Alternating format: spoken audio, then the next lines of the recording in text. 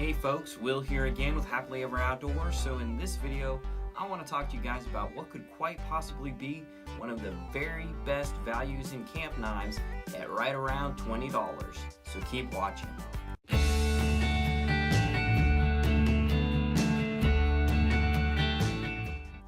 Alright guys, so in this video we're going to be taking a quick look at the Old Hickory 7-inch butcher knife. Now this is a knife that I picked up off the tip of another YouTube channel, and you'll actually see this has a fair amount of popularity with folks down south who are into barbecuing, things like that, but you've also seen this used a lot as a camp knife. Now compared to a lot of the knives that you're probably familiar with, what people think of as camp knives today, this is a little bit thinner. It has a little bit of flex to it, so that may throw you off. But bear in mind, folks throughout history carried knives like this, of this kind of thickness, for huge periods of time as their primary knife without any issues. We can see that it does have wooden handle scales that are pegged in, so these are not removable, they are fixed, and it's pretty much a square grip. It's nothing fancy, but the corners are rounded off enough to where it doesn't dig into your hand. Now again, this is a 7-inch blade, and this is high carbon steel, and this is the type of carbon steel that you will need to maintain, no doubt about it. In order to keep this thing from rusting, you're going to want to treat this with food grade mineral oil. It doesn't have to be food grade, but I choose to always use food grade. That way I know if I use this knife for any kind of food or anything like that, I'm not going to be ingesting anything that I shouldn't be ingesting. It doesn't have to be any specific brand. This is the particular stuff that I picked up off of Amazon.com, and that's worked well for me. Now, if you read some of the reviews you might see online for this knife, there's some people who will complain about that, how easily it rusts, but my guess is that they probably didn't care for it properly. So after every use with a knife like this type of steel, you're going to have to dry it off, and you're going to want to treat it with a light coat of oil before you store it. And that's what I've done, and I've had no issues whatsoever. Something to note about this steel though is that it will develop a patina over time. You can see there it's kind of started to darken up already on me just because of the things that I've used it for, cutting up food and some fruits and vegetables and things like that, and that's normal, and over time that'll just build up and kind of take a natural look to it, and that'll really kind of help to inhibit the rust and everything in the long run. But overall, this knife is lightweight, it feels good in the hand, it's still sturdy, again, even though it's a little bit thinner than what you might be used to, and it's easy to get it just crazy sharp.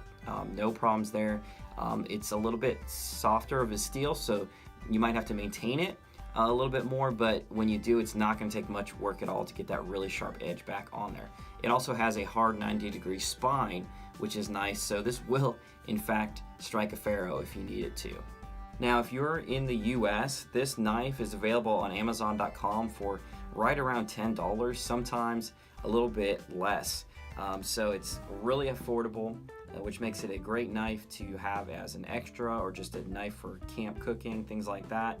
But it doesn't come with any kind of included sheath. So this sheath that you see here doesn't actually come with this knife. What I actually have here, this is a basically a generic USMC K-bar leather sheath. So this is designed for the 7-inch USMC K-bar, and it's one I picked up for, I believe when I got it, around $10. You can get it for between like 10 and 12 depending on the pricing at the time.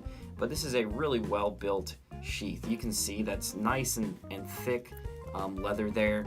It's like riveted together. It's got heavy stitching throughout it. You've got a nice loop here with a heavy duty metal clasp to retain the blade in there. You've got a nice fat belt loop right there to hang it off your belt, and the whole thing is just really well built. It's just thick, it's sturdy, and it's definitely made to last. By the way, it's also got a drain hole there, which is kind of cool, so you don't have to worry about water building up inside the sheath. But again, the great thing about it is that this sheath mates up perfectly with this knife. You can see it's just like almost like it was made for it. So I don't think you're really gonna be able to get a better fit than that unless you had something custom made. Now, I've seen some debate online about the proper use of this knife because, yes, it is in fact originally designed as a butcher knife. You see some people using them more as kind of a heavier use bushcraft knife, which I suppose if you decide to do that, that's really up to you. It's your knife. But I don't know, like I wouldn't go and use this to try to do batoning and things like that. I just feel like that would kind of just be abusing the knife. For me, what I find this knife to be really great for is as your camp knife, kind of like for camp cooking, prepping food, things like that. Honestly, I've actually found myself, because when I'm at home, I take the knife out of the sheath and I stored it in the kitchen drawer with it oiled, because you want to kind of give it that room to kind of air to circulate around it. You don't want to just oil it up and stuff it inside of a sheath. And ironically, I started pulling it out. Anytime I was helping my wife in the kitchen, cutting up, fruits, vegetables, meats, things like that, I kind of gravitated towards this knife. So really, I may end up getting, a couple more of the knives kind of in this series to use around the kitchen, because it's really, really great for that. So in that sense, it just kind of naturally lends itself well to camp cooking. The biggest drawback, obviously, for some people is going to be the maintenance of the knife. And if you're not interested in maintaining a high carbon steel blade that needs to be routinely oiled, then this probably isn't the knife for you. It's going to be more hassle than it's worth, in your opinion.